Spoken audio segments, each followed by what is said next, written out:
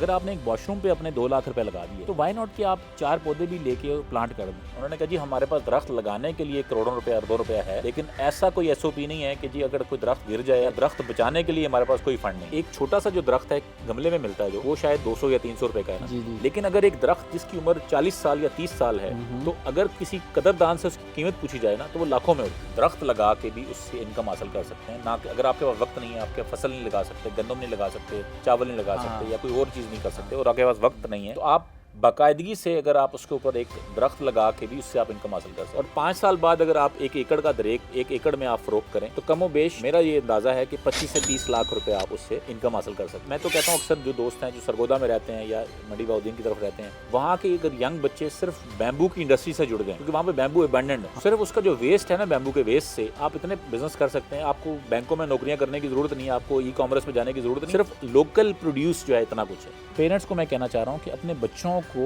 मजबूत उनको ट्रेनिंग करें, उनको ये ज़रूर बताएं कि हम आपकी सपोर्ट में हैं, लेकिन उनको अपने कंधों पे बिठा के नहीं रखें। मैं हज़ारों ऐसे पेरेंट्स को जानता हूँ जो कि अपने बच्चों के लिए कमा रहे हैं। कितनी उम्र में? 65 साल की उम्र में वालिदैन कमा रहे हैं और 30 साल का लड़का जो है दोपहर को 1 बजे उठ रहा है। हमें सिटीजन को बीइंग सिटीजन हमें जिम्मेदारी लेनी चाहिए कि हम बहुत से काम हमने एज ए वॉलंटियर खुद करने हैं। हम कहते हैं जैसे ये सारी बातें मेरी नज़र में जो सारी एफर्ट का मेरा जो है वो पर्सनल एज ए इंडिविजुअल, अगर हम इंडिविजुअली ठीक हो जाएं सब ठीक है।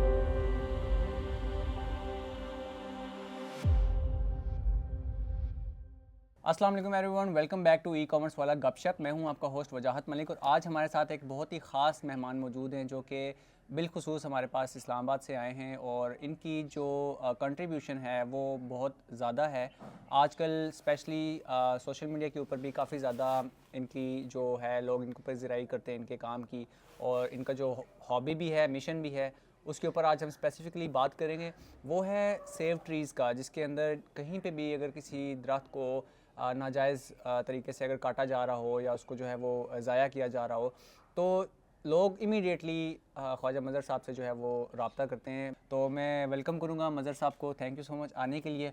और पहले तो मैं आपसे ये पूछना चाहूँगा कि आपको जो ये एक हॉबी बना आपका, या आपने इसको एक अपना मिशन बनाया सेव ट्रीज़ का, आपकी मैं देखता हूँ आपकी गाड़ी के पीछे भी आपने इतना बड़ा सा स्टिकर लगाया हुआ है सेव ट्रीज़ का, आपके हर वीडियो के ऊपर भी लगा होता है, तो ये आपको मतलब इसके लिए ये आइडिया कैसे आया, ये आपको कहाँ से ये चीज़ आपके अंदर इवॉल्व हुई या पैदा हुई? अच्छा वजाहत, जो ये सारी आपने जो इतनी लंबी तमहीद बांधी है, मैं कोई इतना इंटेलेक्चुअल तो नहीं हूँ, ना ही कोई इतना लंबा चौड़ा काम करते हैं। ये तो ऐसे ही मेरे गले में एक ढोल पड़ गया जो मैं बजा रहा हूँ। ठीक। सेविंग ट्री जो है या दरख्तों के बारे में अवेयरनेस, ये शायद it's one of my life segment, लेकिन ये है कि क्योंकि अब ये एक बड़ा हाईलाइटेड पॉइंट है तो ज़रा मैं ज़रूर जिक्र करता हूँ। वैसे तो ये हादसातन हुआ ऐसा कि आज से कुछ 6-7 साल पहले मैं एक रोड के साइड पे जा रहा था तो एक दरख्त रोड पे गिरा पड़ा था। उस दिन रात को काफ़ी हवा आंधी से बारिश से वो दरख्त गिरा हुआ था।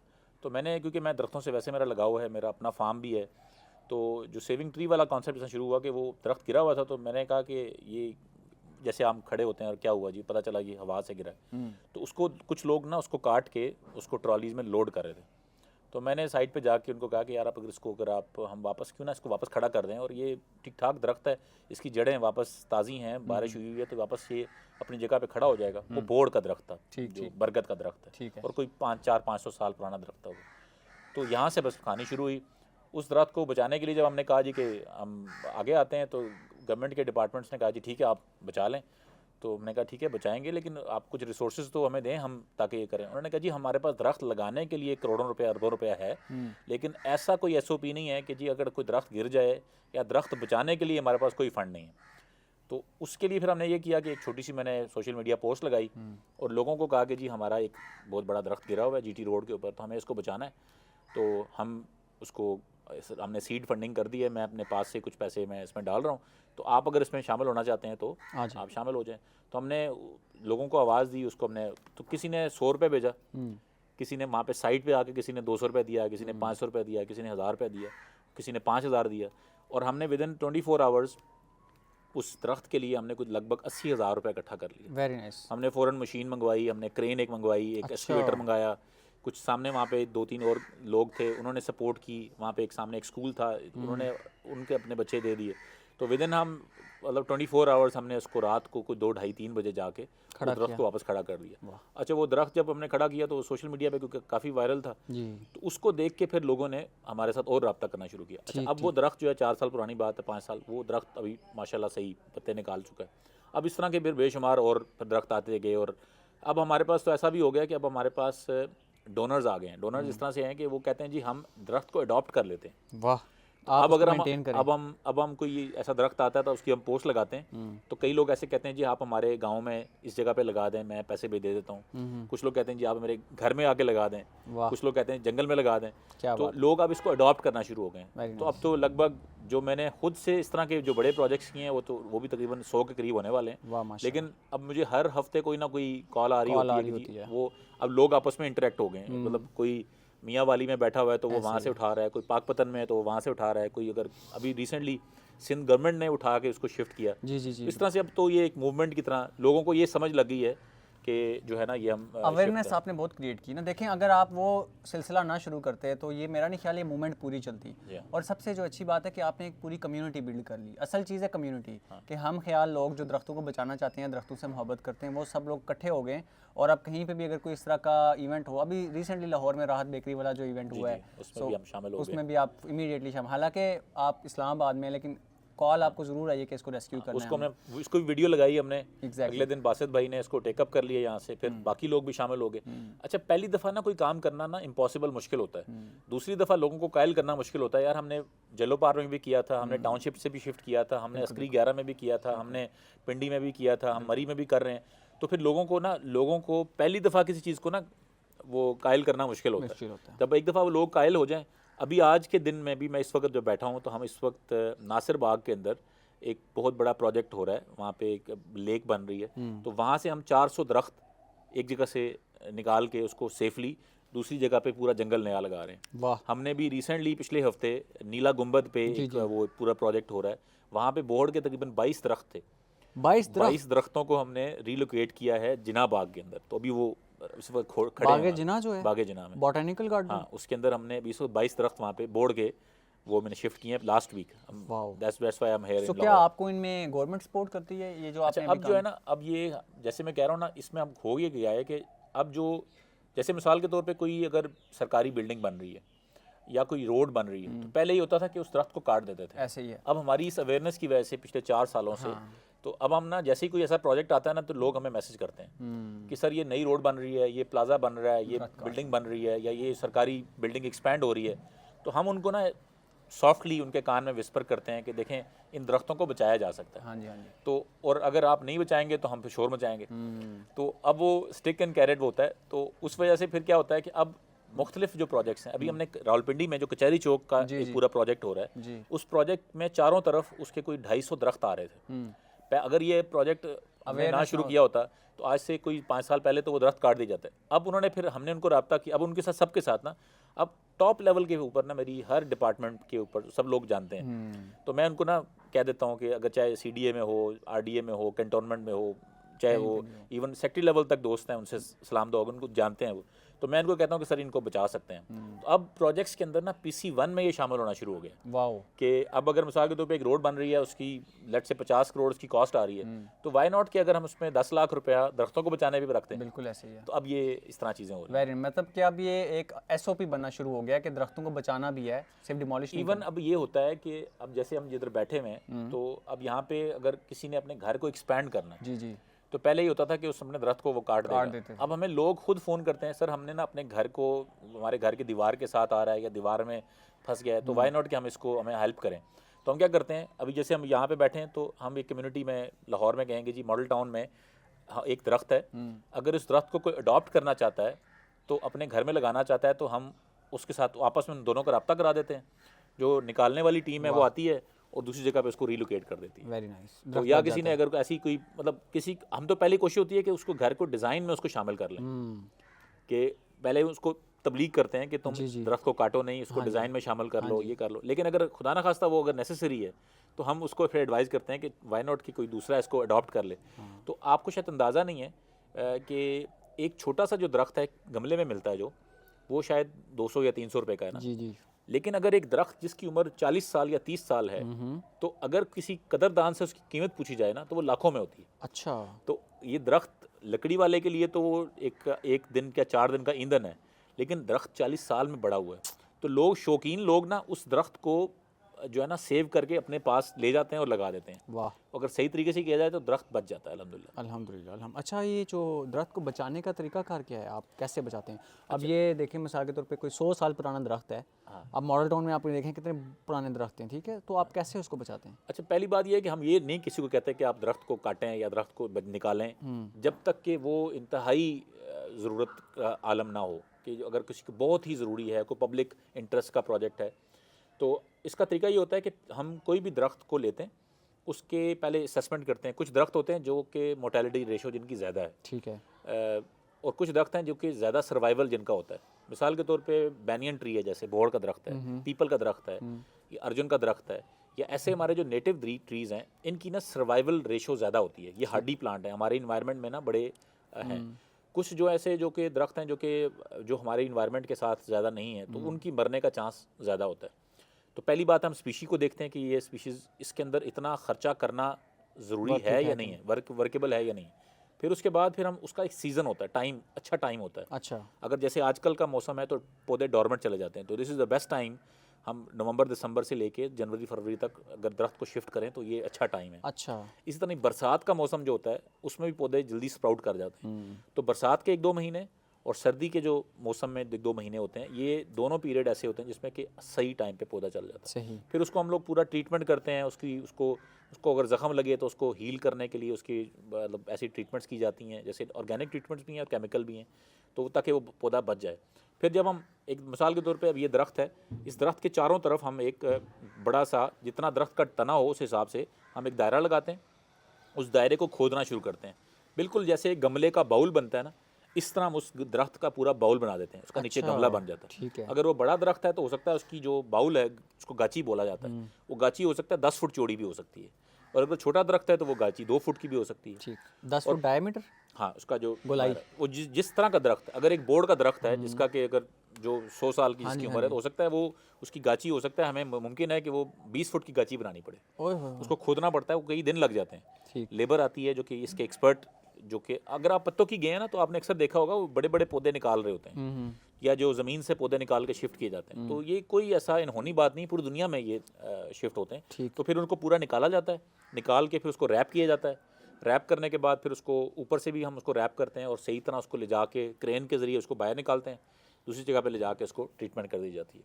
आपके लिए इंटरेस्टिंग बात होगी, आज की डेट में सऊदी अरब के अंदर ना पाकिस्तान से दरख्त एक्सपोर्ट हो रहे हैं, बिल्कुल। और वहाँ पे ना ग्रीन इनिशिएटिव उनका है। जी जी। तो पाकिस्तान में जो बेरी के दरख्त हैं जी। और जो पुलाई के दरख्त हैं और ऑलिव के जो कऊ का हमारा जो जैतून का दरख्त है, अगर किसी के पास कोई दरख्त अगर ऐसा बड़ा पड़ा है ना और वो सेल करना चाहता है, तो इस वक्त पत्तों की, मैं प्लांट्स के जो सप्लायर्स हैं वो ख़रीदार हैं उसके। वाह।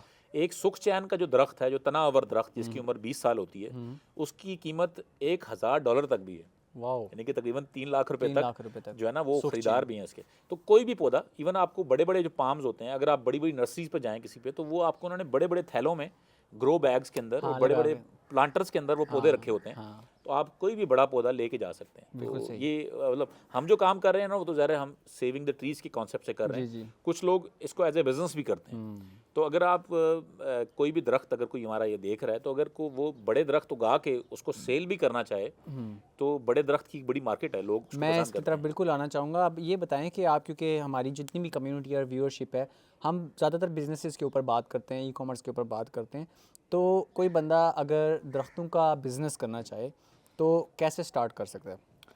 अच्छा, मैं एक बड़ी मज़े की आपको कल बताता हूँ। कल मुझे एक जगह पे इनवाइट किया एक टीम ने, हो सकता है वो उनके लिए शाउट आउट भी हो, लेकिन मैं उनको जानता नहीं हूँ। लेकिन ये कि उन्होंने मुझे बुलाया कि जी आप आएँ और आके हमसे बात करें। उन्होंने नाम रखा है इसका ऑक्सीजन प्लांट। अच्छा। यानी कि उन्होंने कहा जी हम क्या है जी, ऑक्सीजन प्लांट देते हैं। अच्छा।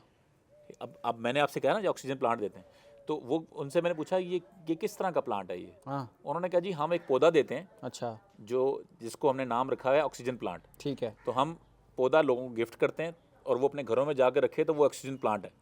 ठीक है, तो अब अगर मिसाल के तौर पे जो बच्चे या बच्चियां घरों में काम कर रहे हैं तो वो जैसे सकुलेंट्स हैं जो छोटे छोटे पौधे होते हैं जो घरों में रखे जाते हैं, इंडोर रखे जा सकते हैं, या कैक्टस वगैरह। कैक्टसेस हैं। इसी तरह ही हमारे ये एक जो इसको कहते हैं स्नेक प्लांट कहते हैं उसको, या उसको मदर इन लॉ टंग भी कहते हैं उसको लोग। हाँ। इस तरह के बहुत से प्लांट्स हैं जो कि इंडोर आप उगा सकते हैं। मनी प्लांट भी आ जाता मनी प्लांट है, तो लोग बहुत से लोग इस तरह के पौधे जो हैं वो उस पर कर सकते हैं। और अगर किसी के पास बड़ी जगह है, मैं तो अभी लोगों को एज ए बिज़नेस के तौर पे कहता हूँ, फार्मर्स के को कि वो दरख्त लगाएं, और दरख्त को चाहे उसको कमर्शियल वैल्यू पे लगाएं, कि आप चाहे उसकी लकड़ी बेचें, उसकी वैल्यू एडेड चीज़ें बना के बेचें। हाँ, तो इसमें जिस तरह से ब्रायलर चिकन है, इसी तरीके से दरख्तों में क्या ब्रायलर है जो क्विकली ग्रो कर जाए और जिसको आप क्विकली।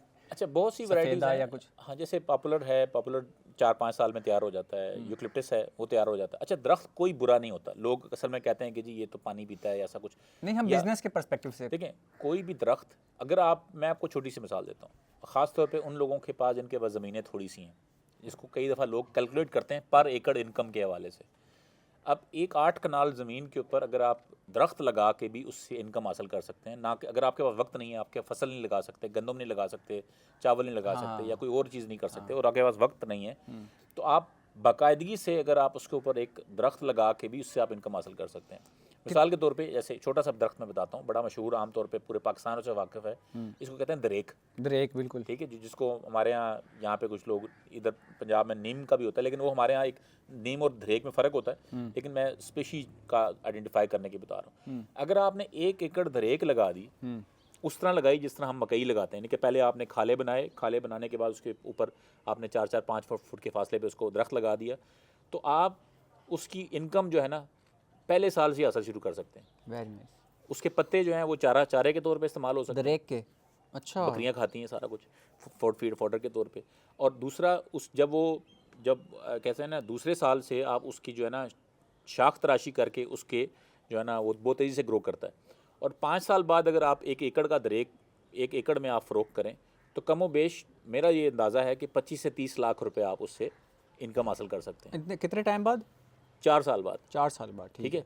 तो अगर एक 8 कनाल ज़मीन अगर आप उस पर सिर्फ दरेक लगा के 5 साल बाद 4 साल बाद अगर आप हासिल करें, तो अगर ऐसा कौन सी फसल है जो आप भी गांव देहात में रहते हैं कि जो साल में 5 लाख रुपए देती है? नहीं है। ठीक है, और इसको उसकी चौकीदारी भी कोई नहीं करनी।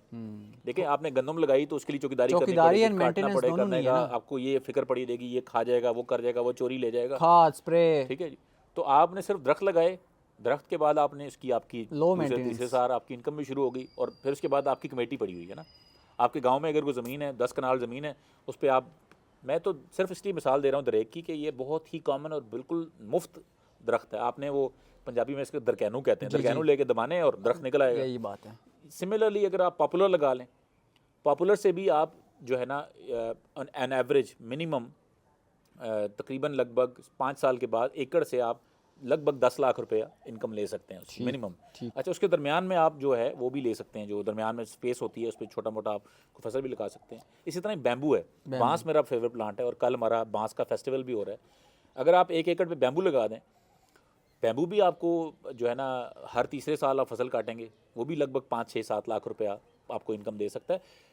बात यह है कि जो आपको आसानी है, और अगर आप बैम्बू को वैल्यू एडिशन कर लें, कि अगर आपने सिर्फ एक तो ना बैम्बू रॉ बेच दिया, अगर आप उसी के कप्स बना दें, उसी की डेकोरेशन चीज़ें बना दें, उसी की आपने मुख्तलिफ एशट्रेज बनाना शुरू कर दें, उसके आप हट्स बनाना शुरू कर दें, मतलब अगर आप, मैं तो कहता हूँ अक्सर जो दोस्त हैं जो सरगोदा में रहते हैं या मंडी बाउद्दीन की तरफ रहते हैं, वहाँ के अगर यंग बच्चे सिर्फ बैम्बू की इंडस्ट्री से जुड़ गए, क्योंकि वहाँ पे बैम्बू अबंडेंट है, ठीक है, सिर्फ उसका जो वेस्ट है ना, बैम्बू के वेस्ट से आप इतने बिज़नेस कर सकते हैं। आपको बैंकों में नौकरियां करने की ज़रूरत नहीं है, आपको ई कॉमर्स में जाने की ज़रूरत नहीं, सिर्फ लोकल प्रोड्यूस जो है इतना कुछ है। तो इसी तरह ही बेशुमार चीज़ें हैं जो कि आप कर सकते हैं। बिल्कुल ऐसे ही है। उस्मान साहब ने रिसेंटली एक वीडियो बनाई थी कि यूकलिप्टस ऑयल के ऊपर। हाँ, पाकिस्तान में जितना वाफिर मिकदार के अंदर यूकलिप्टस का पौधा है, आपको हर जीटी रोड की दोनों तरफ आपको पौधा अनलिमिटेड मिलेगा। इसके पत्ते उतारें, उसको एक्सट्रैक्ट करें, उसमें से ऑयल, और अनलिमिटेड, और कितने का बिक रहा है? $10,000 का 1 गैलन है। सो कहने का मतलब ये है कि अपॉर्चुनिटीज़ बहुत ज़्यादा एक हमारे यहाँ आती है जिसको घास कहते हैं, वेट रिवर। ठीक है।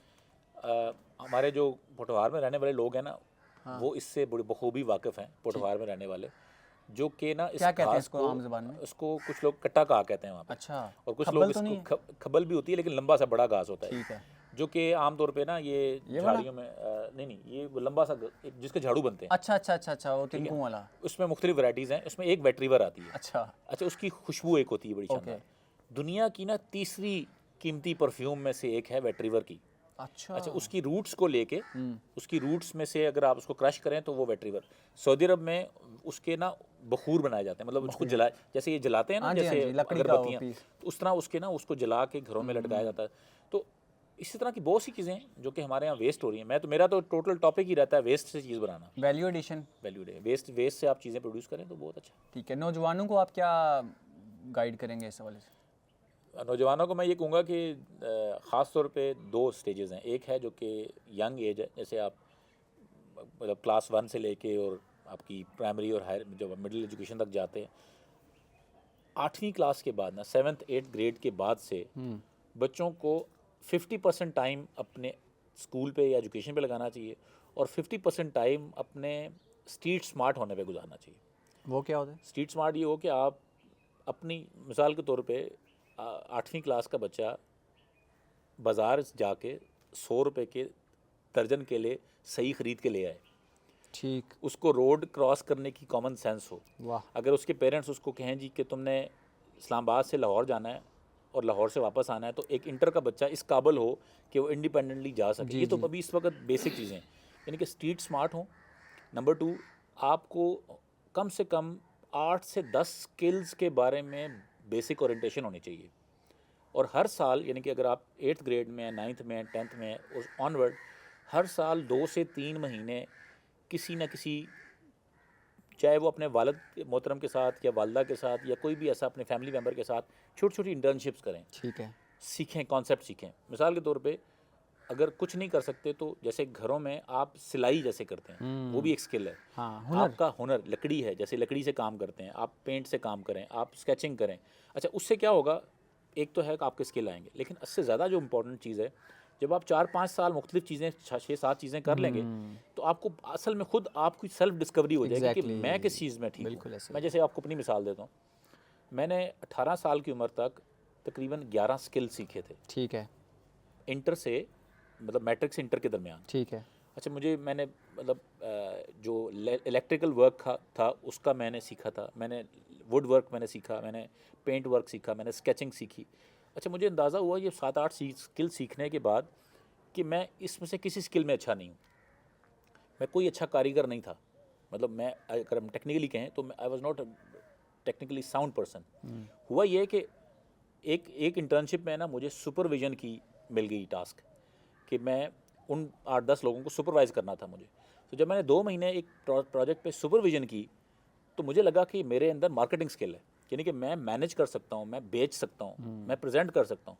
अगर मैं वो काम ना करता वो, तो मुझे पता ना चलता, हो सकता है कि मुझे 10 साल बाद पता चलता कि मेरा ऐसे ही स्किल। है। तो मुझे मेरा स्किल 18 साल की उम्र में पता चल गया कि मैं किस स्किल में एक्सेल कर सकता हूँ। सेल्फ डिस्कवरी हो गई। अब मामला हमारे यहाँ यूथ का ये है, यंग बच्चों का ये है कि उनको 24-25 साल की उम्र तक यही नहीं पता होता कि मेरा स्किल क्या है। ट्रू। अच्छा, वो जिन्होंने एजुकेशन भी ली होती है ना, वो ऐसे ली होती है जैसे कि बंदा कोई बस स्टेशन पे जाए और जो बस अवेलेबल है ना उस पर बैठ गया, ठीक है। कभी उसको वो एक बस मिस हो गई है, वो क्या करते हैं जी, इस प्रोग्राम में दाखिला नहीं हुआ उसमें ले लो, उसमें मेरिट नहीं आया उसमें ले लो, इसमें डिस्काउंट मिल गया, इसमें स्कॉलरशिप मिल ऐसे ही गई। है बिल्कुल। उनको ये नहीं पता कि मैंने क्या करना था।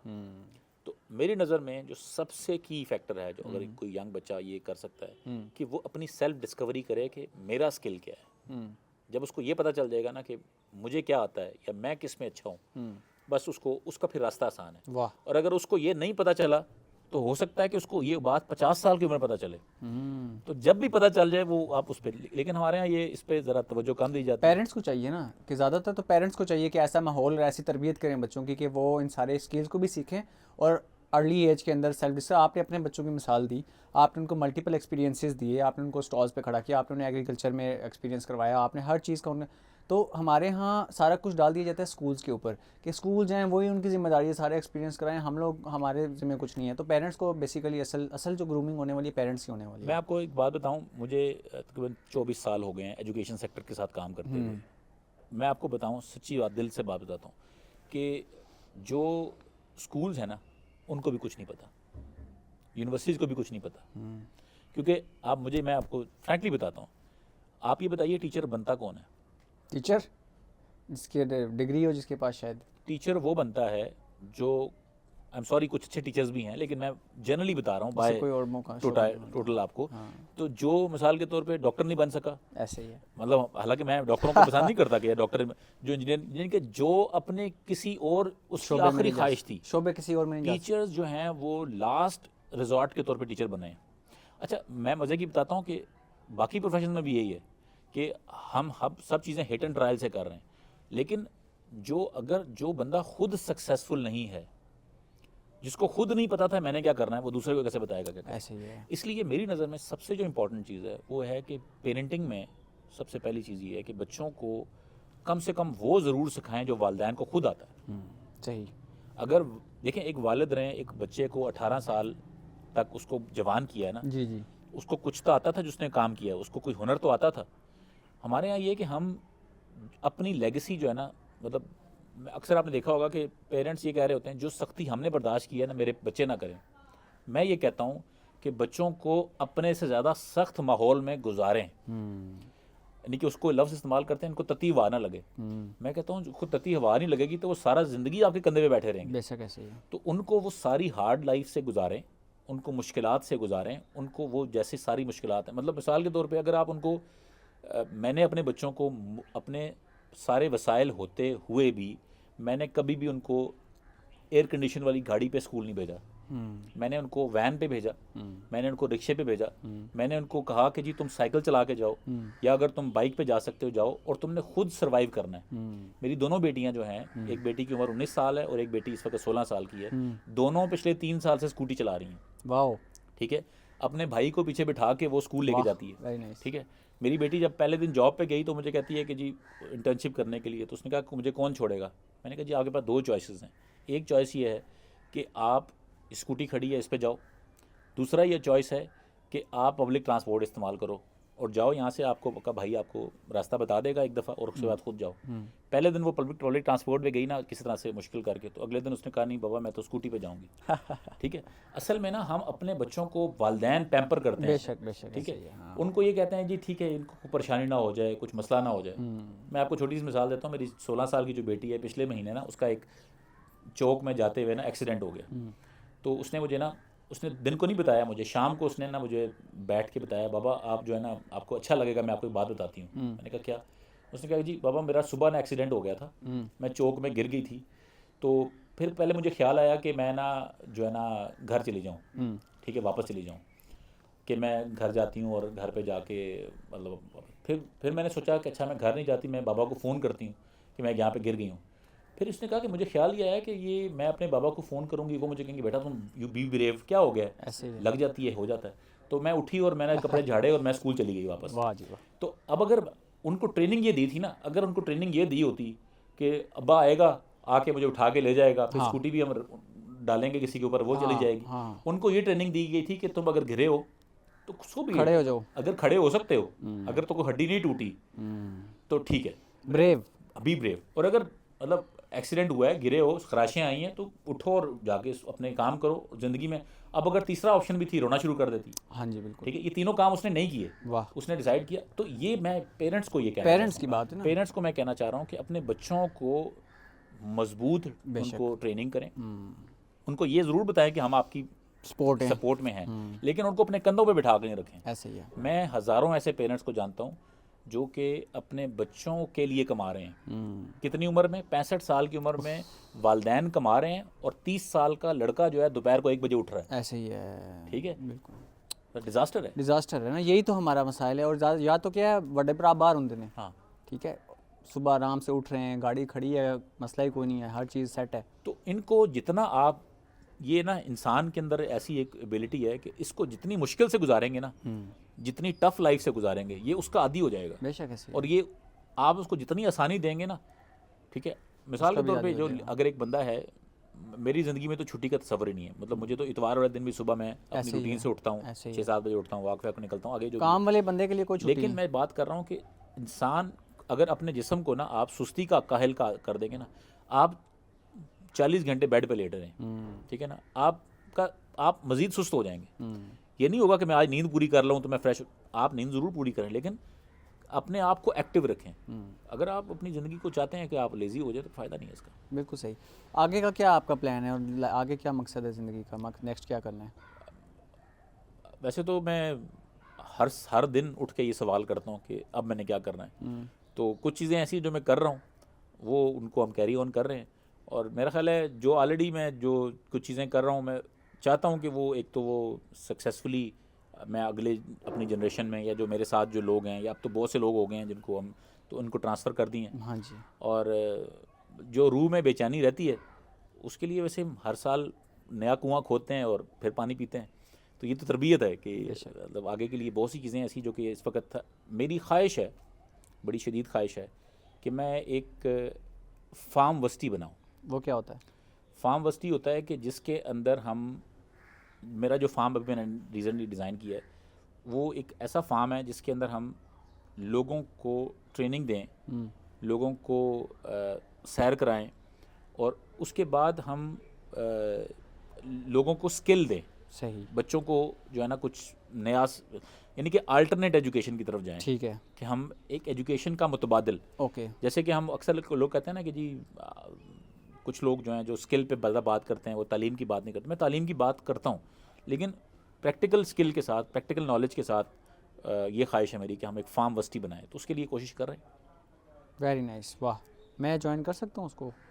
यू वेलकम, आप तो ऑलरेडी टीम का हिस्सा हैं। हाँ जी, लेकिन कोई बंदा ज्वाइन करना चाहे ऑडियंस में से तो क्या तरीकाकार है?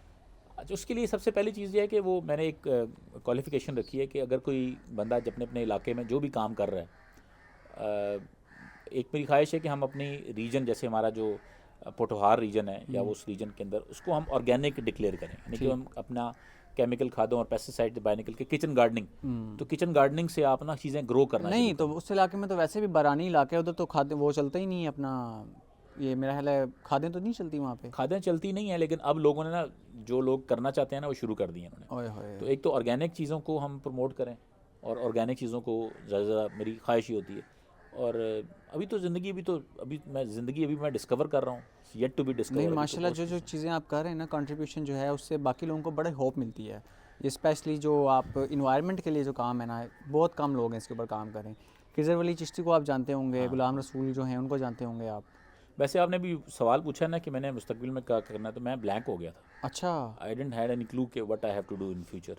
मे बी देखिए जो कर रहे हैं उसी को आप अगर मुस्तकिल मिजाजी से करते रहें तो ये भी बहुत बड़ा मेरी काम है। तबीयत में ना एक ऐसी है कि मैं बहुत सी चीज़ों से जल्दी बोर भी हो जाता हूँ। सो आई कीप इनोवेटिव थिंग्स, और कोई बात चीज़ें रिपीट होना शुरू हो जाएं बोरिंग हो जाती है। बोरिंग हो जाती हैं। बल्कि मैंने पिछले दिनों कुछ मैंने कहा भी था, यार I have to stop and मतलब लेट्स टेक अ ब्रेक। नहीं स्टॉप नहीं करना। देखें आप बहुत से लोगों के लिए ना मसले राह हैं, तो इसलिए अगर आप रुक गए तो ये पूरा काफिला रुक जाएगा। नहीं, अब देखें, मैंने जब शुरू किया था तो उस वक्त बहुत थोड़े लोग थे, ऐसे ही है, वही मैं अब कह रहा इतने हूँ। लोग हो गए हैं ना। तो अब मेरा ख्याल है कि अब मेरा देखें, I have to do something else. मेरा नहीं ख्याल आपको ये करना चाहिए। इतने लोगों को कोई ना एक मीरे कारवां चाहिए होता है, तो मेरा नहीं ख्याल आपको ऐसा करना चाहिए। बहरहाल अल्लाह ताला आपको इस पे इस्तकामत दे। बाकी ये बताएं कि कोई ऐसा इंटरेस्टिंग वाक़या जो कि आपके इस बेशक सेव ट्रीज़ के अंदर, या पानी की जो आप करते हैं नाले बचाने, वो दरिया बचाने के अंदर, या इन्वायरमेंट प्रोटेक्शन के अंदर कोई ऐसा इंटरेस्टिंग वाक़या हुआ हो? वो रोज़ ही वाक़े होते रहते हैं। कोई हमें अच्छा सा कोई वाक़या सुनाए। असल में ना वो मैंने रिसेंटली मैंने छोटी सी पोस्ट की है, वही सुना देता हूँ। हाँ। हमारे ना जब मैं मुख्तलिफ फार्म्स पे जाता हूँ ना, तो मुख्तलिफ चीज़ें मैं दिखाता रहता हूँ अक्सर लोगों को, और लोग ना मुझे शाम में ना सैकड़ों लोग जो इनबॉक्स करते हैं सोशल मीडिया पे, ज़्यादा मतलब मिलियंस में लोग वो देख रहे होते हैं। तो वो मतलब मिसाल के तौर पर मैं किसी शरीफे के फार्म पे गया, या फ्रूट के, या मैं किसी जिंजर के फार्म पे गया, या मैं कोई आम के बाग में गया, तो शाम को ना रात को मुझे ना सैकड़ों लोग मैसेज किए होते हैं जी कि सर ये आम कहाँ से मिलेगा, हमें ये आम भिजवा दें। ठीक। तो अब मैं कई दफ़ा ना बड़ा इरिटेट होता हूँ कि यार ये मतलब मैं ये चीज़ें अगर मैं दिन में अगर 10 जगहों पे जा रहा हूँ तो मैं चीज़ें तो नहीं भेज सकता। तो मैंने एक लतीफ़ा सुनाया बड़ा इंटरेस्टिंग सा, कि मेरे एक दोस्त का कुत्तों का ना शौक़ था, उसका कुत्तों का फार्म था। तो उसने कहा कि जी कोई बंदा उसके पास आया कि मुझे कुत्ता मुझे दे दें, गिफ्ट दे दें ना कुत्ता। तो उसने कहा जी कुत्ते की 3 किस्में होती हैं, एक वो जो कि खुद कुत्ता होता है जिसको आप मांग रहे हैं, दूसरा जो कुत्ता मांगे वो भी कुत्ता होता है, और तीसरा जिससे कुत्ता मांगा जाए और वो कुत्ता ना दे वो भी कुत्ता होता है। अब मैं अक्सर ना लोगों को यही मिसाल देता हूँ कि मैं आपको ना वीडियोस बना के एजुकेट तो कर सकता हूँ, मैं आपको ये तो दिखा सकता हूँ ये आम का बाग है और ये बड़ा अच्छा बाग है, तो मैं आपको आम पहुँचा नहीं सकता। ट्रू। तो ऐसा ना हो कि मुझे मिसाल देनी पड़े कि कुत्ते की तीन किस्में होती कुत्ते की हैं। तीन राइट ऑन स्पॉट, बिल्कुल सही। तो अब ये बताएं कि जो फार्म ओनर्स हैं आप उनका कांटेक्ट शेयर कर दिया करें ना। नहीं, मैं शेयर करता हूँ। लेकिन लोग भी ना बस असल में लोग ना मेंटालिटी है ना ये, लोग अगर 2 मिनट की वीडियो है ना ऐसे ही उसको है। देखेंगे, उसमें जहमत नहीं करेंगे कि नंबर सेव करें उसका, हाँ जी बिल्कुल। जहमत नहीं करेंगे उसको तफसील से सुन लें। हाँ यही ठीक है मसला है ना। तो वो लोग ना उसी के कमेंट में, उसी को इनबॉक्स में, और उनको लगता है अच्छा। फिर कई दफ़ा ना उन लोगों को कॉल करके कहते हैं जी वो हमारे दोस्त हैं और वो आप उनके लिए, तो कई दफ़ा ना वो। और दूसरा ये होता है कि ज़रूरी नहीं होता कि कुछ चीज़ें सिर्फ लोग बेचने के लिए ही। जी जी जी। अब मिसाल के शौक तौर के पे लिए अभी भी हम इस कुर्सी पे बैठे हुए हैं, ठीक है, आपकी वीडियो के कमेंट में लोग लिखना शुरू कर दें सर ये कुर्सी कितने की मिलेगी, और ऐसा करें वजाद साहब आप हमें ये कुर्सी ख़रीद के भेज दें या अगर मुझे आप पार्सल कर दें, ठीक है, तो आप या आपने माइक जो पहना हुआ है या आपने शर्ट पहनी हुई है, तो लोगों का ना मिजाज कई दफ़ा ऐसा होता है कि जो बात हो रही है ना उस पर ध्यान उस पर ध्यान ना दें। हाँ। ठीक है ना, आपने घड़ी कौन सी पहनी हुई है, आपने जीन्स कौन सी पहनी है, कुर्सी कौन सी है, तो ये हमारी जॉब नहीं है। मैं अगेन कहता हूँ इन लोगों को कि जो जिस टॉपिक पे बात हो रही है ना उसको ज़रा फॉलो करें तो बहुत अच्छा होगा। ऐसा ही है, बिल्कुल सही है। अभी गवर्नमेंट के लेवल पे इसके ऊपर काम हो रहा है प्लांटेशन पे? और सर देखें अब तो इतना ज़्यादा लोग इस पे पब्लिक इंटरेस्ट देखें, असल चीज़ जो है ना वो गवर्नमेंट की नहीं है। मैं सच्ची बात बताता हूँ आपको, ऑनेस्टली मैं सब लोगों को एक मशवरा देता हूँ सच्चाई से, और हो सकता है ये दुख भी है हमारा। आप मुझे बताएं कि आप जब बीमार होते हैं तो किसी सरकारी अस्पताल में जाते हैं या किसी ऐसे डॉक्टर दोस्त को फ़ोन करते हैं या क्लिनिक पर जाते हैं कि जिसको आप समझते हैं कि ये बहुत अच्छा काम कर रहे हैं? ऑफ कोर्स आप किसी ऐसे, अगर आपने अपने किसी बच्चे को या अपने भतीजे को किसी स्कूल में दाखिल कराना है तो आप क्या करेंगे? अच्छे से अच्छे स्कूल में, ठीक है, या आप अपने वो ढूंढेंगे कि सरकारी स्कूल कहाँ पे है? नहीं, मोस्टली नहीं।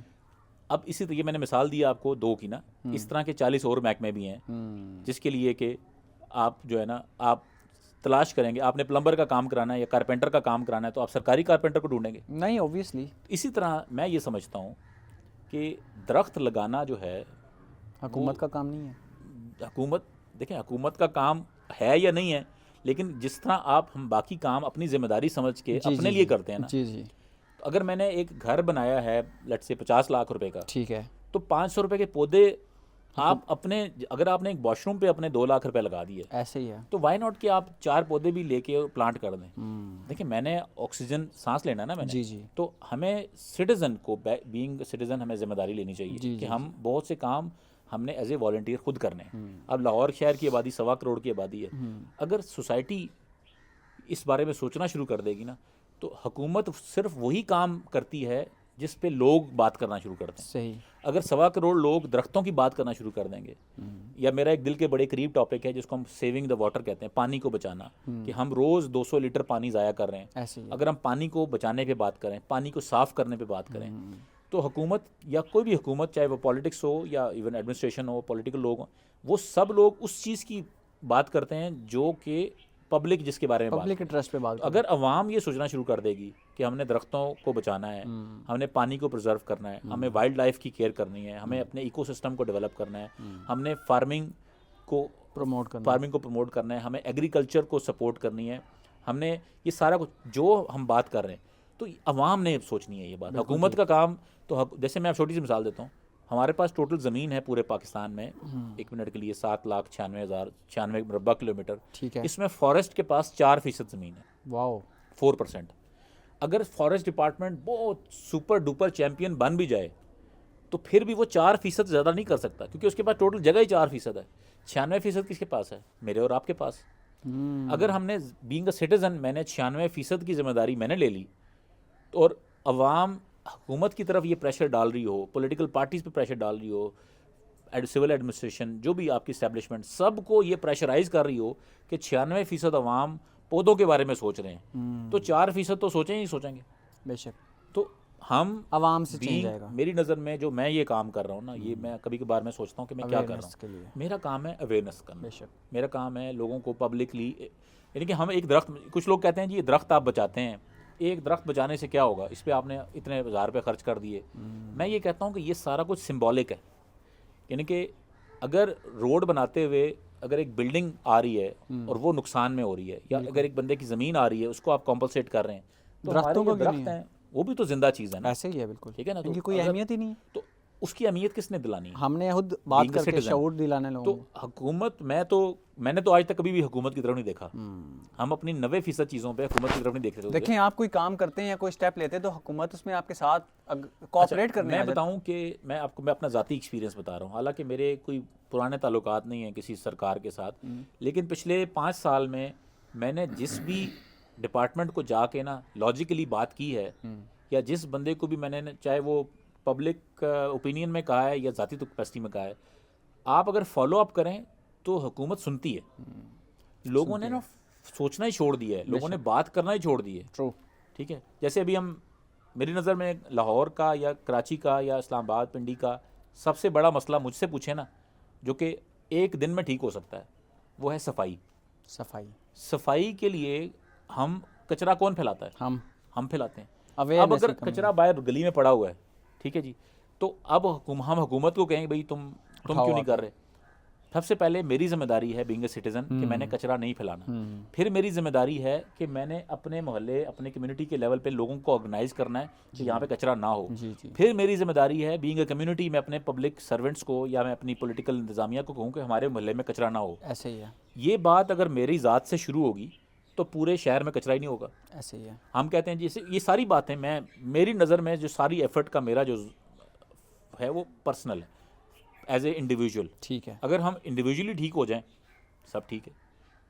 वाह, वो अफराद के हाथों में अक़वाम की तकदीर, हर फर्द है मिल्लत के मुक़द्दर का सितारा। Very nice. So agri tourism को आप क्यों इतना प्रमोट करते हैं? एग्री टूरिज़म है क्या और इसका क्या फ्यूचर है?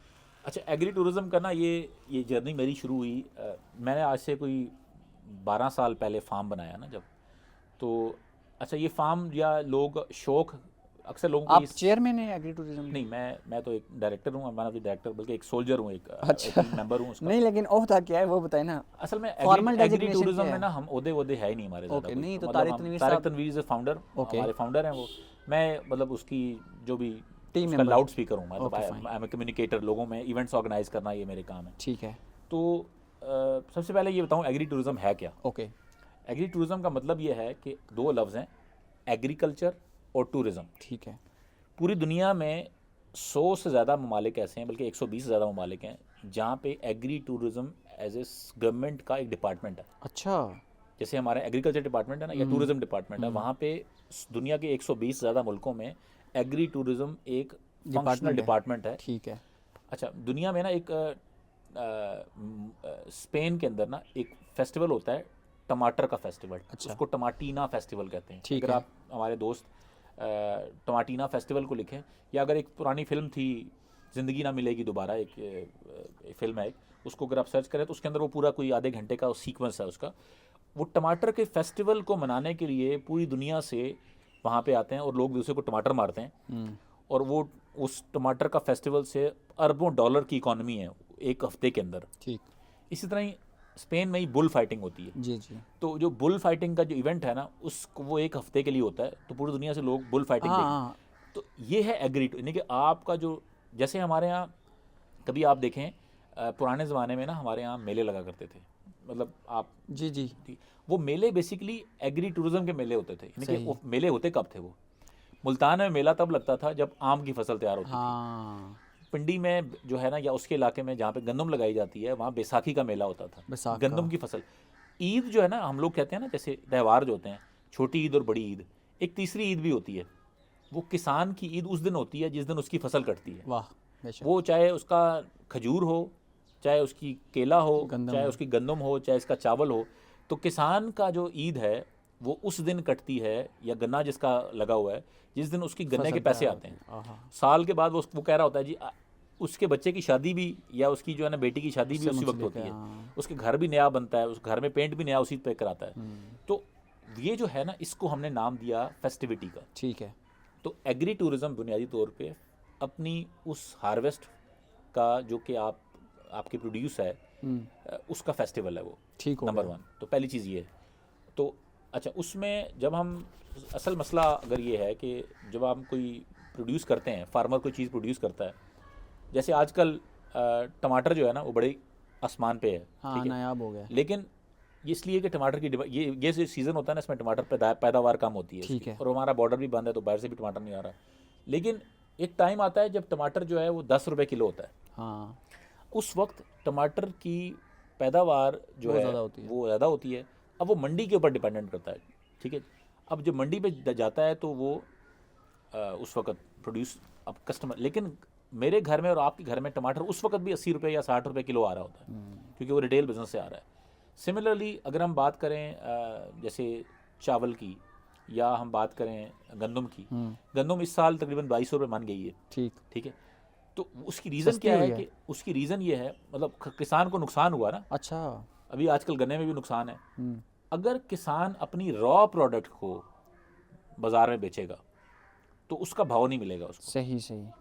अब वही प्रोडक्ट अगर किसान जो है वो गुड़ का वेलना लगा के गुड़ बना दे गन्ने को, वैल्यू ऐड कर दे वैल्यू, उसमें।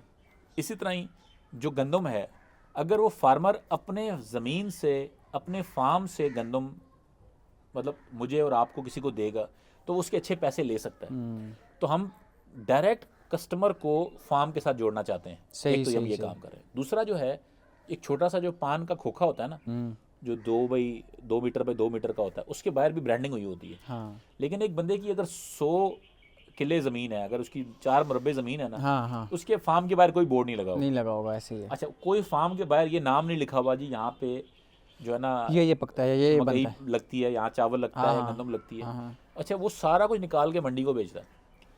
अगर हम किसान अपना, आजकल सोशल मीडिया का दौर है, अगर एक बंदा जो है वो उसका चावल अच्छा उगाता है, वो अगर वो अपने शहर के साथ अपने चावल को बेचना शुरू कर दे, अगर वो फार्म टूर का अरेंज करे कि आए आपको, आप चावल के खेत पे लेके चलता हूँ मैं, यूनिवर्सिटी के बच्चों को क्या करना है, सिर्फ आपने एक डेरा बना हुआ है, यानी कि एक कुआं होगा, ठीक एक है। कच्चा सा घर होगा, एक पानी का जो है ना तालाब होगा, 2 दरख्तों की छांव होगी, वहाँ पे आपने लोगों को इकट्ठा करना है ठीक है। और बताना है जी चावल ऐसे उगाया जाता है, चावल की डिश ये बनती है, इस तरह होता है। तो एक पूरा दिन आप चावल के खेत पे गुजारेंगे। अच्छा, तो ये है एग्री टूरिज्म। ठीक हो गया। आम के बाग पे आपको एक दिन गुजारते हैं, तो आम के बाग पे सैर कराई, नाइस। आम हाथ से तोड़ के खाया, आम की मुख्तलिफ डिशेस बना ली, चटनियाँ बना ली, अचार बना लिए, सारा कुछ कर लिया, आम की कच्ची अम्मियाँ भी कर ली, और टपके काम आपने किया।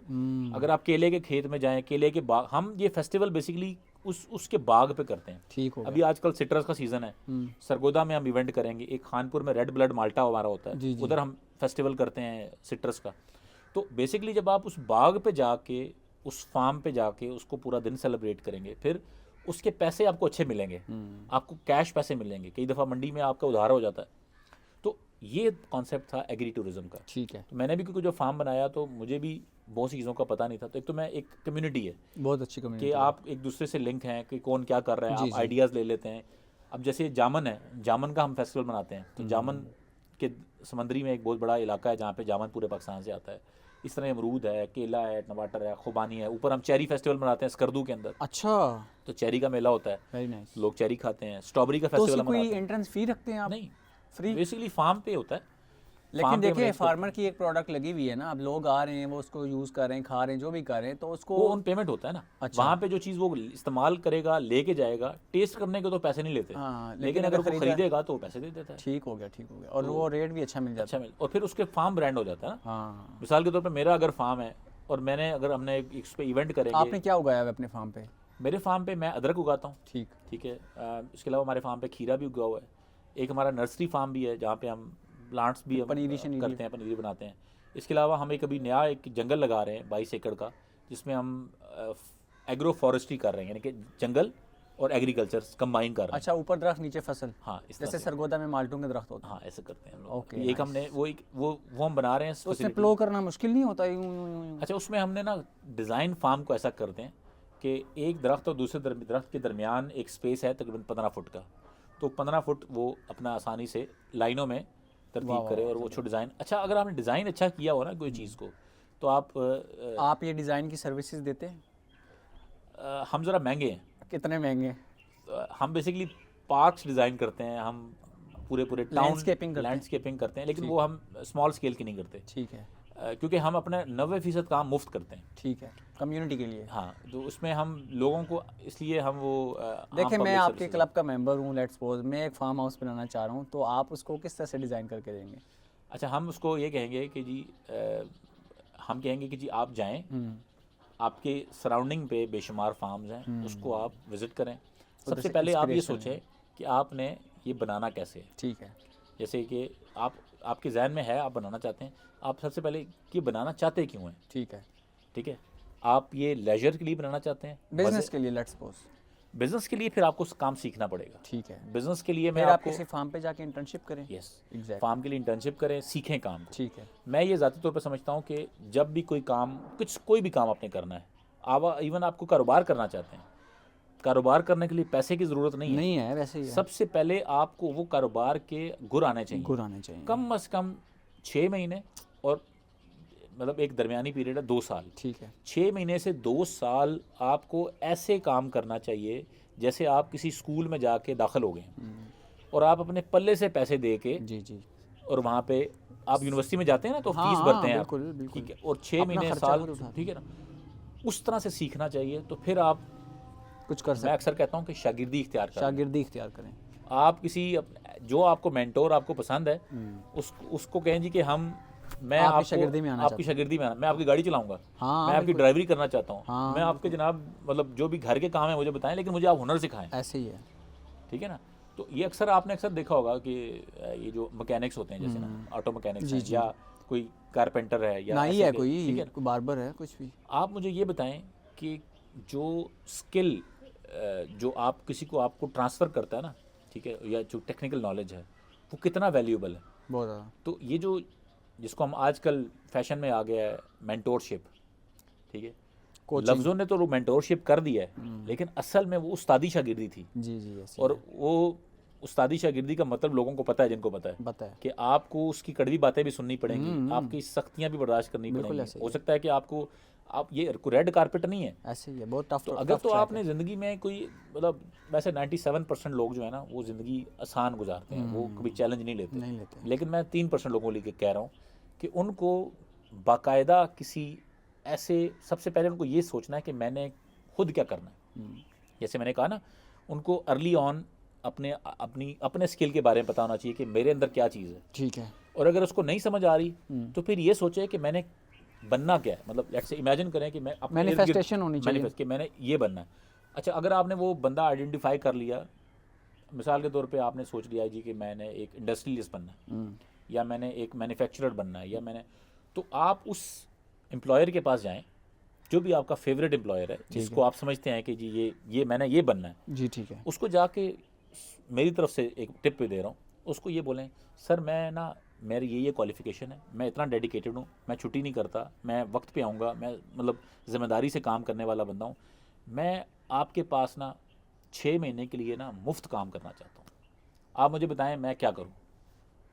देखिए, अगर कोई बंदा, ठीक है, मतलब यानी कि इतना तो कोई भी बंदा ऐसा नहीं होगा कि कोई बंदा किसी के हक मार दे, नहीं, तो आपने काम सीखने की नीयत से गए ना, तो एटलीस्ट वो आपको रिहाइश की जगह तो दे देगा, 100%, खाना पीने का इंतजाम तो पूछ लेगा ना। और अगर आप किसी के खर्चे पे, किसी के रिहाइश के ऊपर, किसी के खाने पीने पे आप हुनर सीखना शुरू कर दें, तो उससे बेहतर क्या चीज़ कुछ नहीं है। और मैं आपको ये गारंटी करता हूँ कि अगर वो आपने डेडिकेशन से 6 महीने उस बंदे के पास दिन रात उसकी रूटीन में गुजार दिए, तो आपको नुकसान नहीं होगा कभी। कोई यूनिवर्सिटी 4 साल में वो नहीं सिखा सकेगी जो वो 6 महीने में सीख लेंगे। 100%। और उसमें आपने दिया क्या उसको? वक्त बस। यहाँ तो यूनिवर्सिटी में आप साल की 5 लाख रुपए फीस भी दे रहे हैं। हाँ, बिल्कुल, ठीक है, और तो बाकी अखराजात अलग। ठीक है, तो आप ये आपको बताता हूँ मैं, विन-विन और हर बंदे को ज़रूरत है ऐसे बंदे की, आपको नहीं है ऐसे बंदे की ज़रूरत। मैं तो ये आपने जो बात की ना, मैं यही करता हूँ बेसिकली। जो भी बच्चे मेरे पास, आप 6 मंथ्स कह रहे हैं, मैं 3 मंथ्स के लिए वो अनपेड इंटर्नशिप्स देता हूँ, आते हैं 3 मंथ्स काम करते हैं, सीखते हैं। मैं भाई उनको मेंटोरशिप दे रहा हूँ, इंफ्रास्ट्रक्चर दे रहा हूँ, लर्निंग अपॉर्चुनिटी दे रहा हूँ, अपना एक्सपीरियंस दे रहा हूँ, अपना वक्त दे रहा हूँ, और क्या दे सकता हूँ, रहाइश भी दे रहा हूँ, खाना भी दे रहा हूँ। और बताएं, ये देखें ना, तो ये देखें जी, वजाहत से रब्ता करें आप। और अगर वजाहत आपको वजाहत आपको कोई फार्म हाउस के ऊपर रिहाइश खाना और वो बंदोबस्त मेरे पास कुछ नहीं है। हम अभी एग्रीकल्चर की बात करें। हाँ, कोई वीडियो एडिटिंग में आना चाहता है या कोई एजेंसी। नहीं जी, मैं ये कहता हूँ कि जिसने भी मेंटोरशिप लेनी है और सीखना है, ज़िंदगी में आगे बढ़ना है, वो वजाहत की मेंटोरशिप के अंदर आ जाए और वो सीखे इससे, और कमाल का मेंटोर है ये। देखिए, वीडियो एडिटिंग में मैं बिल्कुल इनकी बात से एग्री करता हूँ, लेकिन हम अभी बात को जो है वो बिल्कुल चैनल के ऊपर ही रखेंगे। तो आप प्लीज़ एग्री टूरिज़्म जो है उसको ज़रूर विज़िट करें। आपका पेज का नाम क्या है? ख्वाजा मज़हर इकबाल। ख्वाजा मज़हर इकबाल। और एग्री टूरिज़्म का भी पेज है, तारिक तनवीर साहब लेजेंड हैं, उनको आप ज़रूर फॉलो करें। उनका farm house one of the best farm house है। मैं उधर बहुत बार गया हूँ, बहुत बार वहाँ रात रहे। उन्होंने ऐसा ज़बरदस्त वहाँ पे, आप वो एक देखने वाली जगह, यकीन करें आप वहाँ जाएँ, आपको वहाँ पे कैक्टस की ना एक पूरी ना दुनिया की one of the finest variety मिलेगी। उसके अलावा शहद के वो छत्ते वहाँ मिलेंगे आपको। वहाँ पे आपको one of the finest and pure organic food मिलेगा। लाइक जो आप समझते रियल वेल्थ है ना, वो आपको एक फार्म हाउस पे जाके मिलती है। तारिक भाई का बहुत अच्छा काम है और वो हमारे उस्ताद हैं। मैं वैसे एक और चीज़ भी बताता हूँ बच्चों को, ख़ास तौर पे सबसे जो बेसिक चीज़ है ना, वो ये चीज़ है कि आप ना थोड़ा रिवर्स जाएं। ठीक, मतलब आगे किसी को, मतलब मुझे, आपको या किसी और को देखने के बजाय सबसे पहले ना अपनी रूट्स को डिस्कवर करें। मैं ये लोगों को एडवाइस करता हूँ सबको कि अपने गांव जाया करें। बिल्कुल सही। अपने गांव जाएं, अपने बुज़ुर्गों के साथ बैठें, अपने वालदैन के साथ बैठें, उनके साथ टाइम स्पेंड करें और उनसे उनका हुनर सीखें। बेशक। ठीक है, नंबर 1। नंबर 2, अपने नेचर यानी कि कल्चर के साथ, अपने नेचर के साथ, अपनी ज़ुबान के साथ कनेक्ट हो जाएं, अपनी ज़ुबान में इंटरेक्ट करें। अच्छा, नंबर 3, जब आप ये दोनों चीज़ें कर लें तो अपनी कम्युनिटी में रहते हुए सोचें कि मैं आगे कैसे बढ़ सकता हूँ। ठीक है, हिजरत करना बहुत अच्छी बात है कि अगर आप पेशावर में रहते हैं तो आप कराची आ जाएं, आप अगर मुल्तान में रहते हैं तो लाहौर आ जाएं, ज़रूर आएँ। लेकिन आजकल की दुनिया में ना आपको इंटरनेट ने और टेक्नोलॉजी ने इतना जोड़ दिया है कि मैं ऐसे सैकड़ों चीज़ें मैं सीखता हूँ रोज़, जिसके लिए हो सकता है मुझे कई दफ़ा 10 लाइब्रेरियों में जाना पड़ता था या 10 लोगों को फ़ोन करना पड़ता था। मैं सिर्फ क्लिक ऑफ द बटन मैं डेटा ढूंढ लेता हूँ। तो सबसे पहली जो चीज़ है ना, वो मेरी नज़र में जो सबसे जो कोर चीज़ है वो डिसिप्लिन में ये है कि आप वक्त की पाबंदी करें। Basic core values, time management आप सीखें, सुबह जल्दी उठने की ड्रिल। इस वक्त मैं आपको बताऊं, मेरे पास 80+ यूनिवर्सिटीज़ मेरी क्लाइंट हैं। मैं 50+ लोगों की टीम मेरे पास काम कर रही है और साल में कोई 150-200 इंटरव्यू पैनल में बैठता हूँ।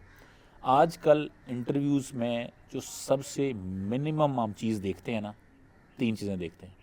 अगर ये 3 लोग ही काम कर लेना, सिर्फ 3 चीज़ें, तो कोई बंदा बेरोज़गार नहीं रह सकता। पहली चीज़ क्या है, और ये हमारा सैड ट्रुथ है, पहली चीज़ हम ये देखते हैं कि क्या ये बंदा रोज़ाना सुबह 8:30 बजे दफ्तर पहुँच सकता है। ठीक, ये एक बहुत बड़ा क्राइटेरिया आजकल। बिल्कुल ऐसे ही है। इस वक्त इंतहाई किस्म का एक इनके हमारा डिलेमा है कि हम सुबह उठने की आदत नहीं है। दूसरा, क्या ये बंदा जो काम हम बोलेंगे ये कर सकता है, ठीक है, जो टास्क दे सकता है। और नंबर 3, क्या ये छुट्टी तो नहीं करेगा। अगर ये 3 चीज़ें अगर आप इंश्योर कर देना, मैं आपको गारंटी करता हूँ कि कोई बंदा बेरोज़गार नहीं रहेगा। और वो जो पहली ड्रिल हमने बताई कि वो 6 महीने जो है ना, अगर आपने किसी से इंटर्नशिप की हुई है थोड़ी बहुत, कि आपको पता हो कि आपकी, बिलीव यू मी, इस वक्त जो सबसे जो, और मैं अफसोस के साथ बता रहा हूँ, हो सकता है कि हमारे जो लोग ऐसे सुन रहे हैं उनको ये बात लगे कि जो भी खाते पीते घराने के बच्चे हैं इस वक्त सबसे ज़्यादा निकम्मे वही हैं। ट्रू। जो पैम्पर्ड हैं, यानी कि जिनके घर में मतलब सहूलत है, वालदैन जो है ना वो पैसे कमा रहे हैं, सारा कुछ है, या बड़ा भाई बाहर होता है। ठीक है जी, रीज़न क्या है, वो उनको अर्ज ही नहीं है ना, ठीक है ना, उन पे प्रेशर ही नहीं है। बिल्कुल। तो प्रेशर क्योंकि ना होने की सबसे, इंसान के फेलियर की सबसे बड़ी वजह ये होती है कि उसके ऊपर कोई जिम्मेदारी ना हो, नंबर 1। फिर नंबर 2 जो सबसे बड़ा हमारा वो है इशू है, वो ये है कि हम छोटे से शुरू नहीं करना चाहते। हम रातों रात जो है ना चीज़ों को, अभी देखें मैं 45 साल का हो गया हूँ, ठीक है, मैं आज भी सोचता हूँ यार मैंने अगले हफ्ते अगले महीने क्या करना है। अल्लाह ने मुझे सब कुछ दिया हुआ है, लेकिन मेरे अंदर वो जो क्यूरियोसिटी है या वो जो अर्ज है या वो आगे बढ़ने की, या वो जो चीज़ें कि यार अब ये चीज़ें हो गई हैं, रिपीट क्या करने की क्या ज़रूरत है, नई चीज़ करो। तो सबसे जो बड़ी चीज़ है ना वो ये है कि हमें डिसिप्लिन, देखिए अगर आप ना, अक्सर लोग, मैं ये जो 3 लेसन अक्सर देता होता हूँ, सबसे पहली चीज़ है जिसको लोग टैलेंट कहते हैं। टैलेंट ना 1% बंदे में भी नहीं होता। दूसरा होता है जिसको कहते हैं स्किल। स्किल जो है, लोग स्किल हासिल कर लेते हैं, नॉलेज हासिल कर लेते हैं, लेकिन ये दोनों चीज़ें आपको कामयाबी नहीं देती। कामयाबी देती है आपको डिसिप्लिन। यानी कि जो बंदा मुस्तकिल मिजाजी से कोई भी काम को day in day out practically करता रहेगा ना, वही कामयाब है। आपका टैलेंट, आपका स्किल बिल्कुल बेकार है अगर डिसिप्लिन नहीं। तो अगर सादी सी बात मेरी समझ लें, अपनी रूट्स के साथ कनेक्ट हो जाएं और डिसिप्लिन हो जाए, आपको कोई नाकामी कर नहीं सकता। आप ज़िंदगी में कामयाब हैं, और ज़िंदगी जो है ना आपके लिए ऐसे खुलती जाएगी कि मतलब ऐसे लगेगा कि आपके लिए पहले से कारपेट बिछी हुई है। बिल्कुल सही कह रहे हैं आप। सुबह उठने की जो आपकी बात की है, इसके लिए रात को जल्दी सोना भी तो ज़रूरी है ना। हाँ, हम लोग जो है रात को जल्दी सोते नहीं। असल बात है कि रिवर्स जाए, सुबह उठना इज़ नॉट अ प्रॉब्लम, रात को जल्दी सोना इज़ अ प्रॉब्लम।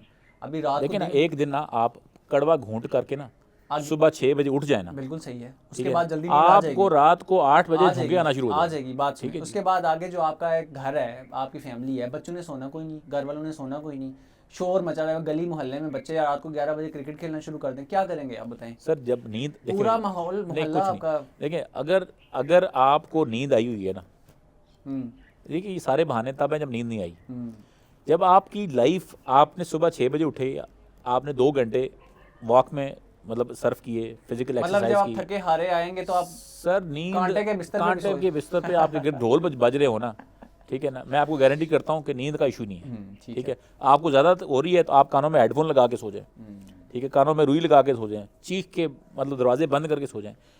सबसे जो देखें, मैं एक और अक्सर बात करता रहा, जो भी मेरा वन ऑफ माई बास्केट, कि जो इस वक्त एक बहुत बड़ा प्रॉब्लम है वो है मेडिकल, जो हमारी हमने दवाइयाँ अपने ऊपर मुसलत कर रहे हैं। इस वक्त हर बंदे की जेब में दवाइयाँ हैं, ठीक है, और उसकी सबसे जो मेन की रीज़न में से एक है जी कि हमारी स्लीप डेफिशिएंसी है, हमारी फिजिकल एक्टिविटी नहीं है। ठीक है जी, हमने जो है ना वो सूरज ही नहीं देखा। यही तो मैं कह रहा हूँ। ठीक है, आखिरी दफ़ा मैं लोगों से पूछता हूँ कि आखिरी दफ़ा आपने सुबह सूरज निकलता हुआ कब देखा था? ठीक है, जो देखा था रात को नेटफ्लिक्स पे देखा था। ठीक है जी, तो बात यह है कि वो हमें वो करना है ना, वो सारा कुछ वो करेंगे तो आगे चलेगा। और फिज़िकल हेल्थ, उसके एलिमेंट में सबसे मेन चीज़ है, पहला जो है वो है अच्छी नींद, फिर अच्छी खुराक। अच्छी खुराक का मतलब ये है, इस वक्त हम जंक फूड खा रहे हैं, अब सुबह से लेकर शाम तक की अपनी डाइट उठा लें, मतलब बहुत और रेयर यंग बच्चे होंगे जो कि मतलब शोरबे वाला सब्ज़ी का सालन खा रहे हों, ठीक है जी, या कोई मतलब प्रोसेस्ड फूड चल रहा है सारा, सब्जियां फ्रूट हम सैलेड खा नहीं रहे।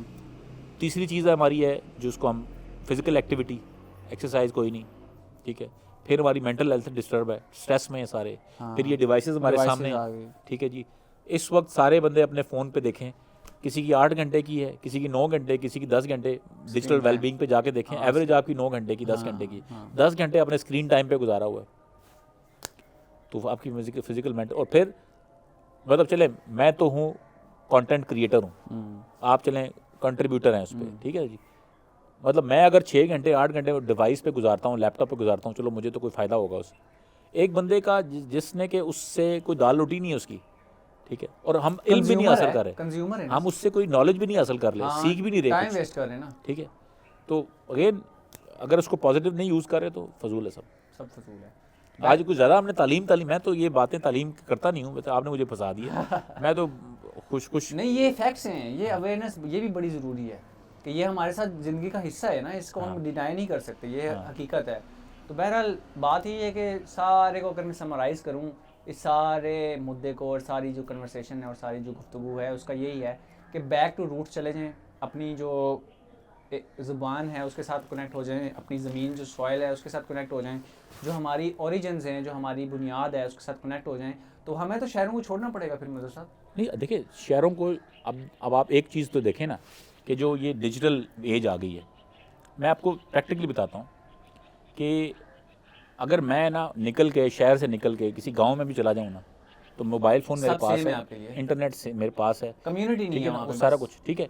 अच्छा, सहूलियात नहीं है आपको वहाँ पे, कौन सी सहूलियात नहीं है? इंस्टेंट जंक फूड नहीं मिलेगा आपको, KFC नहीं मिलेगा। बिल्कुल, तो बुनियादी तौर पे मैं तो ये कहता हूँ, और ये हम नहीं, दुनिया कर चुकी है। देखें हम मतलब मैं तो वो सारा देख के आ चुका हूँ कि जी आपने साइकिल से शुरू किया और आप चले गए जहाज़ तक, और फिर आप आज फिर सुबह साइकिल पे या पैदल वॉक करके आ रहे हैं। तो बेसिकली तो रूट्स ही है ना, नंबर 1। फिर जो हमारा जिसको हम कहते हैं ये जो नेचर के साथ, नेचर के साथ ठीक है। Connect. अब ये जो जंगल के अंदर जो चिड़ियाँ चहचहा रही हैं और उसी को हम ऊपर छत पे अपने या अपने जू में बंद कर रहे हैं, तो नेचर के साथ कनेक्ट होना। और मैं एक फिक्र कहता हूँ, जिसका गांव है वो गांव जाया करे, जिसका गांव खो गया है वो अपना गांव तलाश करे, और उसका गांव नहीं है वो नया गांव बसा ले। आप शहर के करीब ही नया गांव बसा लें, अपनी कम्युनिटी के साथ मिलकर नया गांव बसा लें, ठीक है। लोग, मैं अभी मॉडल टाउन पार्क में सुबह वॉक कर रहा था, यहाँ पे कोई 500 बंदा जो सुबह उठ के गप्पे लगा रहा होता है, उन्होंने अपना गांव बना लिया यहाँ पे। हाँ बिल्कुल ऐसे ही है। ये तो लाहौर की वन ऑफ द मोस्ट, मत समझ लें, वन ऑफ द बेस्ट